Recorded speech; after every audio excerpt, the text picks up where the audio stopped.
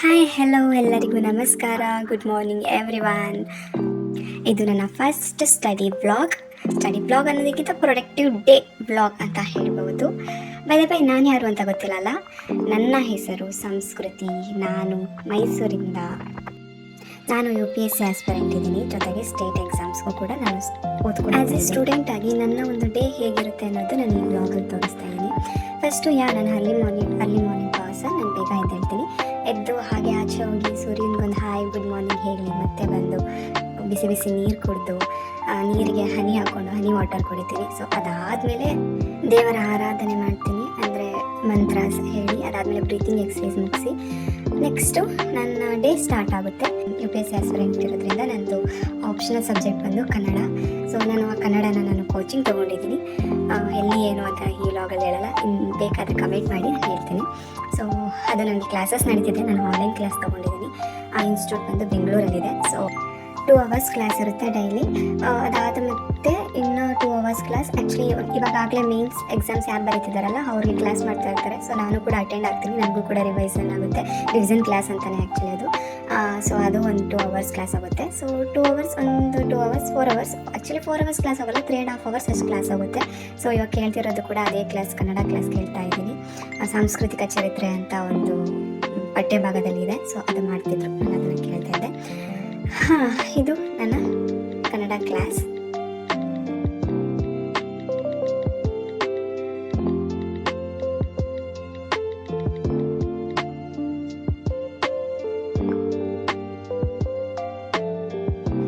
Class ಮುಗಿದ್ಮೇಲೆ ಸ್ವಲ್ಪ ಎನರ್ಜಿಗೆ ಅಂತ ಸ್ವಲ್ಪ ಫುಡ್ ತಗೊಂಡೆ.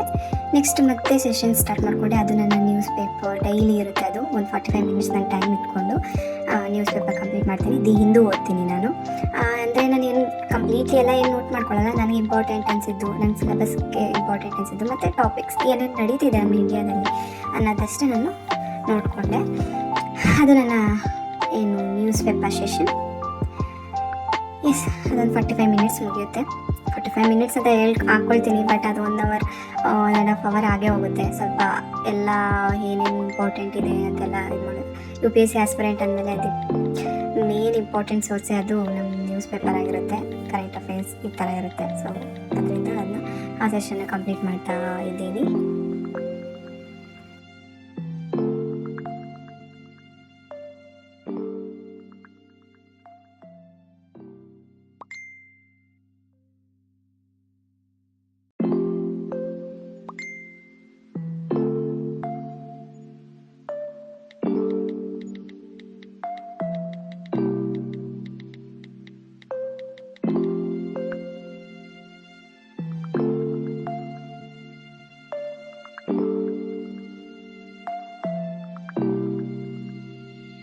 ಫ್ಲಿಪ್ಕಾರ್ಟಲ್ಲಿ ಒಂದು ಫೋಟೋ ಫ್ರೇಮ್ ಆರ್ಡರ್ ಮಾಡಿದ್ದೆ, ಅದು ಕೂಡ ಇವತ್ತೇ ಬಂದಿತ್ತು. ಸೊ ಅದು ನೋಡಿ ಹೇಗಿದೆ ಅಂತ, ಅದನ್ನು ಕೂಡ ಅನ್ಬಾಕ್ಸಿಂಗ್ ಮಾಡಿದ್ದೆ.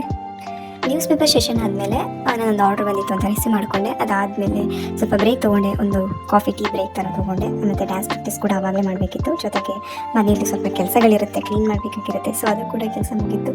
ಅದೆಲ್ಲ ಮುಗಿದ್ಮೇಲೆ ನಾನು ಬೇಗ ಅರಿಯಾಗಿ ಊಟ ಮಾಡ್ತೀನಿ. ಸೊ ಬೇಗ ಊಟ ಮಾಡಿದೆ. ಒಂದು 7:30 ಅಷ್ಟಾಗಿತ್ತು, 7:30 8 ಆಗಿತ್ತು, 8:30 ಅಷ್ಟು. ಸೊ ಊಟ ಮುಗಿಸಿದ್ಮೇಲೆ ಮತ್ತೆ ನಾನು ಆನ್ಸರ್ ರೈಟಿಂಗ್ ಬರೆಯೋದಕ್ಕೆ ಸ್ಟಾರ್ಟ್ ಮಾಡಿಕೊಂಡೆ.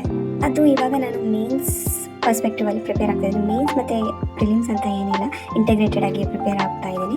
ಸೊ ಅದು ಏನಾಗಿದೆ ಅಂದರೆ ಇವಾಗ ಸದ್ಯಕ್ಕೆ ಡಿಸೆಂಬರ್ ತನಕ ಸ್ವಲ್ಪ ಮೇನ್ಸ್ಗೆ ಫೋಕಸ್ ಮಾಡೋಣ ಅಂತ ಹೇಳಿ ಓದ್ಕೊಳ್ತಾ ಇದ್ದೆ. ಸೊ ಅದರಲ್ಲಿ ನಾನು ಕನ್ನಡ ಆನ್ಸರ್ ರೈಟಿಂಗ್ ಬರೀತಾ ಇದ್ದೀನಿ.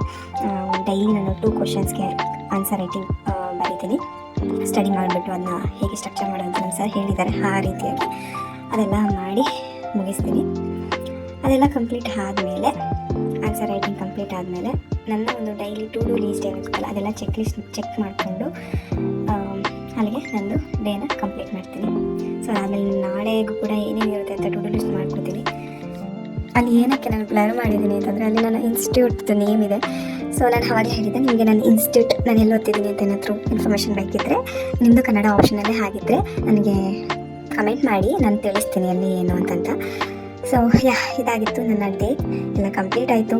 So to do list almost complete ಆಯಿತು, ಎಲ್ಲ ಕಂಪ್ಲೀಟ್ ಆಗಿಲ್ಲ. ಅದಾದಮೇಲೆ ಎಲ್ಲ ಅರೇಂಜ್ ಮಾಡಿ, ಬುಕ್ಸ್ ಎಲ್ಲ ಅರೇಂಜ್ ಮಾಡಿ, ಲೈಟ್ ಆಫ್ ಮಾಡಿ